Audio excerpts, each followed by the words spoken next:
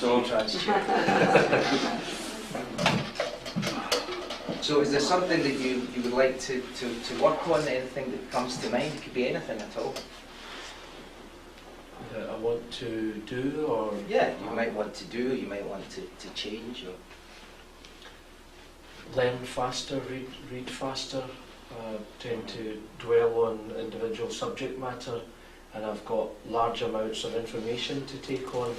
Right, okay. So I would like to, perhaps you could call it speed reading, but I need to retain the information.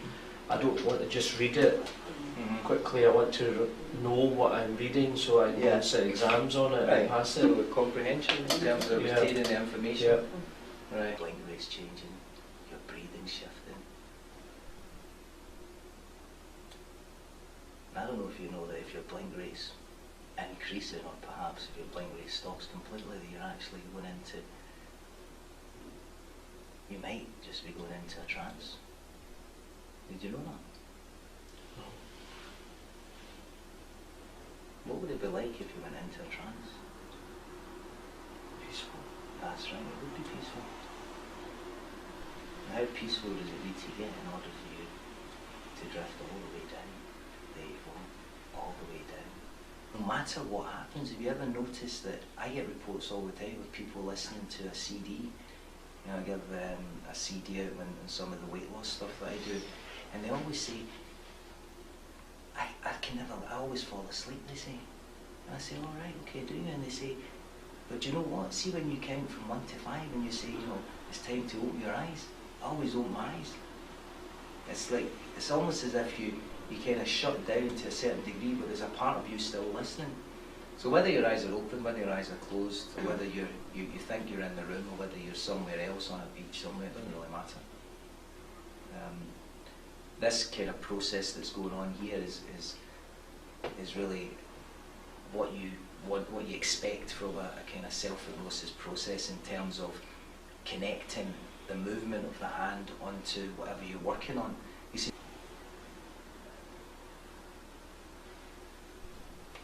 and as you go through all those books, you've got just allowing this hand to continue drifting up in the knowledge that you can retain all that information, and whenever you require it, you can just, it will just be there for you. How are you doing? Good. How are you feeling? Good? Very busy. Now there's a number of things in terms of, if you've seen any demonstrations before with myself and Tom, there's a number of things you'll see in terms of a number of, like sometimes we do amnesia and things like that to forget certain things. Obviously I didn't do any of that, I didn't give any sort of additional suggestions in this, because the idea is this is you doing self-hypnosis yourself. So really, if you're doing it yourself, you know, to some degree you want to come out and know that you've gone through a process and not attach anything onto it, just allow whatever needs to happen. So, have you any? So, what was your experience of that? Can you describe what was going on there, just for the benefit of everyone else? I started off quite slow.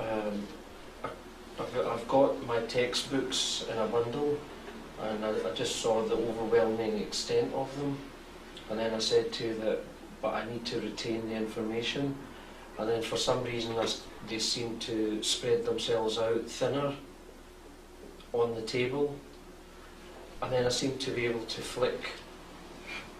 Yeah. I don't know if I was reading them. I seem to be able to move quickly through them because I set the intention of speeding my learning, and for that reason I seem to be able to go through the swathes of information. Yeah, definitely. And was there a lot of symbols and pictures and stuff coming up? There was the movement of the paper. I almost wasn't reading it. That's right, you don't need to, do you? As you go through this process. Because you're going through it and retaining the information and knowing, giving you a different choice. You set your intention of the information that you need from the material as well. Because let's face it, 8% of the words, you know, communicate the meaning. So this, you know, if somebody was going to sit an exam, for example, and you had the exam papers, so you knew you were going into the exam, then surely you would just go and look at the book and get the relevant information for you to answer the questions.